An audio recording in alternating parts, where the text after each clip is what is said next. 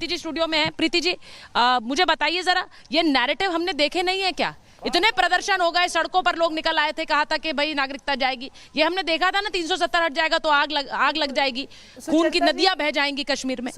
ये सब नैरेटिव हमने सुने हैं प्रीति जी, हम जानते हैं जी। सुचेता जी, जो लोग बार बार कह रहे हैं कि नॉन मुस्लिम्स क्यों लिए जा रहे हैं, नॉन मुस्लिम्स क्यों लिए जा रहे हैं, वक्फ बोर्ड की प्रॉपर्टी पे जो डिस्प्यूट्स के केसेस आए हैं, क्या वो सिर्फ मुसलमानों के हैं? अगर सिर्फ मुसलमानों के हैं तो केरला में मुनम्मम गांव के 600 परिवार जो क्रिश्चियंस और हिंदू हैं, मतलब उसमें तो मुसलमान नहीं है, वो तो गैर मुस्लिम लोग हैं, 600 परिवारों की जो संपत्ति हड़पने का काम वक्फ बोर्ड ने किया है, तो क्यों नहीं गैर मुस्लिम रखे जाएंगे? क्योंकि डिस्प्यूट तो उनकी प्रॉपर्टीज पे भी है। और सब कुछ छोड़ दीजिए, जब इस्लाम की उत्पत्ति नहीं हुई थी उसके पहले का भेंट द्वारका के 2 द्वीपों पे, आपकी ऑडियंस को पता होगा, नहीं पता होगा तो इनकी जालसाजी सुन लीजिए, भेंट द्वारका के 2 द्वीपों पे वक्फ बोर्ड ने अपना क्लेम किया है। और सबसे बड़ी बेशर्मी की बात और सुन लीजिए, मध्य प्रदेश में एक गांव है रायसेना जिला, एक जिला है रायसेना, जहां पे पूरे गांव को इन्होंने वक्फ की संपत्ति बताई है, क्या बोल के कि कब्रिस्तान की जमीन है।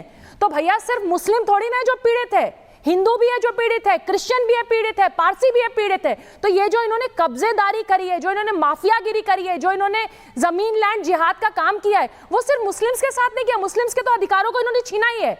आपको जिस जमीन पे स्कूल कॉलेज हॉस्पिटल बनाना चाहिए था, आप सोचिए भेंट द्वारका की जमीन पे कब्जा करते। और तो और मतलब विश्व के one of the richest man Ambani के घर को क्लेम करते हैं भाई। तो ये जो सारी चीजें, क्या ये नॉर्मल है? मैं तो बार बार ये कह रही हूँ, आप किसी भी संपत्ति पे हाथ रख दो और ये कहें कि संपत्ति हमारी है। भेंट द्वारका तक आप पहुंच गए, आप अंबानी के घर तक पहुंच गए, आप केरला तमिलनाडु के पूरे गांव तक पहुंच गए, पूरा गांव आपका हो जाता है।